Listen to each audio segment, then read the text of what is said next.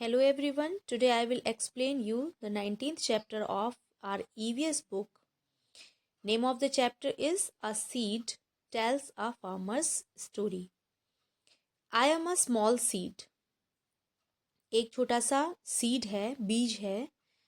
किसका बीज है? बाजरे का. और वो जो है वो फार्मर की स्टोरी को हमें यहाँ पर बताएगा इस चैप्टर के through. So now let's start the chapter. I am a small bajra seed. मैं एक बाजरा का छोटा सा बीज हूँ.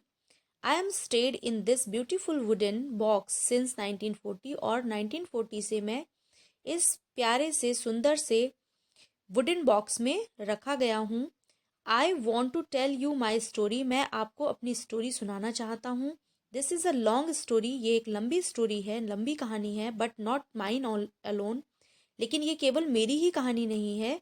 It is also the story of my farmer Damji bhai and his family. ये स्टोरी जो है वो मेरे एक फार्मर जिनका नाम है दामजी भाई और उनके परिवार की भी एक स्टोरी है. If I do not tell my story now. यदि मैं अब अपनी स्टोरी को नहीं सुनाता हूँ तो it might be too late. तो ये बहुत देर हो जाएगी. I was born in Bangam in Gujarat. Gujarat में वनगाम है एक जगह, वहाँ पर मैं पैदा हुआ था. That year there was a good bajra crop. उस साल जो है उस जगह पर, गुजरात में जो वनगाम है वहाँ पर बाजरा की खेती की उपज जो है वो बहुत अच्छी हुई थी. There was a festive mood in the village. और अच्छी उपज की वजह से गांव के सभी लोगों का मूड जो है वो बहुत ही अच्छा था, फेस्टिव मूड था. Our area was famous for its grain and vegetables. हमारा जो एरिया था वो इसके ग्रेन के लिए, इस अनाज के लिए, बाजरा के लिए और वेजिटेबल्स के लिए बहुत फेमस था. Each year Damji bhai kept aside some seeds from a good crop. अच्छी क्रॉप से, अच्छी फसल से जो बीज निकलते थे उनको दामजी भाई कुछ जो है जो भी बीज निकलता था क्रॉप से उनको वो एक साइड में रख देते थे, उनको सेव कर लेते थे, उनको रख देते थे नेक्स्ट ईयर के लिए. This way our bajra family bent on from one generation to another. और इस तरीके से जो हमें स्टोर करके रखा जाता था तो नेक्स्ट ईयर फिर उसी से क्रॉप जो है ग्रोथ की जाती थी. और उसके बाद फिर उसमें से कुछ सीड्स को स्टोर करके रख दिया जाता था, फिर उसको खेती के लिए यूज़ किया जाता. तो इस तरीके से हमारी जो फैमिली है, बाजरा फैमिली है, वो एक जनरेशन से दूसरी जनरेशन तक चलती रहती थी. Good seeds were stored in dried God which was coated with mud. जो अच्छे सीड्स हुआ करते थे उनको कलेक्ट करके जो है एक ड्राइड गॉड में, इट मीन्स सूखी हुई लौकी में रख दिया जाता था. और उस लौकी, सूखी हुई लौकी को मड से, इट मीन्स मिट्टी से कोट कर दिया जाता था. But that year Damji bhai himself made a strong wooden box to store us. लेकिन उस साल जो है दामजी भाई ने खुद अपने हाथों से एक बहुत ही मजबूत लकड़ी का डिब्बा बनाया जिसमें उन्होंने सीड्स को स्टोर किया. He put in neem leaves to protect us from insects. और इसके साथ साथ उन्होंने उसमें जो हमारे बीज रखे थे उनके साथ उन्होंने नीम की कुछ पत्तियां भी रखी ताकि हम में कीड़ा ना लगे. He put different seeds in different compartment of the box. उन्होंने बॉक्स में बहुत सारे कंपार्टमेंट बनाए और उन कंपार्टमेंट में अलग अलग सीड्स को उन्होंने रखा. That was our beautiful home. ये हमारा बहुत ही सुंदर घर था. In those days Damji bhai and his cousins live together. उन दिनों दामजी भाई और उनके जो कजिन्स थे, उनके जो चचेरे तैरे भाई बहन थे, वो सब एक साथ रहते थे. It was a large family. ये बहुत ही बड़ी फैमिली थी. Every one in the village help each other. गाँव के सभी लोग एक दूसरे की हेल्प करते थे. किस में हेल्प करते थे? Even in farming. It means कि वो सब एक दूसरे की हर काम में हेल्प करते थे, यहाँ तक कि वो खेती करने में भी एक दूसरे की हेल्प करते थे.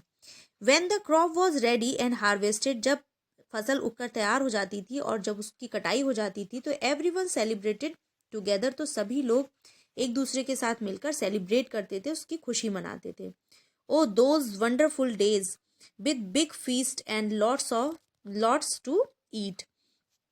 और जो बाजरा सीड है वो उन दिनों को याद करते हुए खुश होता है और कहता है कि वह क्या दिन थे वो, जब जो है बड़ा भोज होता था, लोग एक साथ सब मिलकर सेलिब्रेट करते थे और फसल उगने की खुशी मनाते थे। इसके साथ साथ सब एक दूसरे के साथ खाना खाते थे। In the winter it would be time to enjoy the undhiya, a kind of stew. जो विंटर का टाइम होता था तो it would be time to enjoy, ये जो टाइम होता था वो एंजॉय करने का होता था। ये उनका कोई फेस्टिवल होता था या किस तरीके से वो उसको एंजॉय करते थे, तो उसमें वो उंधिया नाम का एक रेसिपी बनाते थे, जो एक तरीके का स्टू क्या होता है। स्टू जो होता है वो होता है कि उसमें खड़े मसाले डालकर सारा एक ऐसी रेसिपी तैयार की जाती है जिसको हम स्टू बोलते हैं, जिसमें सारे मसाले जो हैं वो खड़े डाले जाते हैं। खड़े का मतलब साबुत मसाले सारे डाले जाते हैं। All the vegetables were put in to a clay pot, सारी वेजिटेबल्स को एक क्ले पॉट में मिट्टी के बर्तन में रख दिया जाता था, अलॉन्ग विथ फ्रेश स्पाइसेस, और उनके साथ बहुत ही फ्रेश जो है मसाले, उसमें सारे साबुत मसाले डाल दिए जाते थे। The pot was sealed and kept between hot coals, और उस पॉट को ऊपर से सील कर दिया जाता था, उसके ऊपर लिड ढाक कर उसको सील कर दिया जाता था और उसको गरम कोयले के ऊपर रख दिया जाता था। The vegetables cooked slowly in this special cooker, और ये जो स्पेशल टाइप का जो कुकर होता था जो कि क्ले पॉट होता था, उसमें वेजिटेबल जो है वो धीरे धीरे पकती रहती थी। On the fields oh I forgot the pot was place upside down, अरे मैं तो भूल ही गया कि जो पॉट होता है उसको अपसाइड डाउन करके रखा जाता था। इट मीन्स उसको उल्टा रखकर पकाया जाता था रेसिपी को। That is why the dish was called undhiya, और इसी वजह से उस डिश को उंडिया के नाम से जाना जाता था। इट मीन्स जो है अपसाइड डाउन। इन गुजराती, गुजराती में इसको उंडिया कहा जाता है। उंडिया वुड बी ईटन विद बाजरा रोटी, और जो उंडिया जो डिश बनकर तैयार होती थी उसको बाजरा की रोटी के साथ खाया जाता था। फ्रेशली कुक्ड ऑन द चूल्हा, और जो ये बाजरा की रोटी होती थी इसको बहुत अच्छे से चूल्हे पर पकाया जाता था। व्हाट एन व्हाट एन अर्थी डिलीशियस फ्लेवर, और इसमें जो है बहुत ही डिलीशियस, बहुत ही स्वादिष्ट स्वाद और खुशबू आती थी क्योंकि ये चूल्हे पर पकाई जाती थी। Along with that homemade butter curd and buttermilk was served, और इसके साथ साथ जो है घर पर बनाया हुआ मक्खन और कर्ड, दही, बटर मिल्क, इट मीन जो छाछ होती थी, इसको सर्व किया जाता था।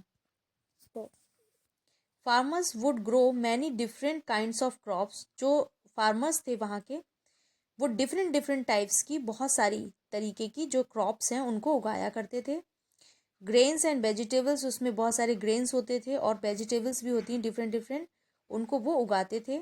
According to the season, season के अकॉर्डिंग, जो भी सीजनल जो भी सब्जी या जो भी ग्रेन्स होते थे उनको वो अपने खेत में उगाया करते थे।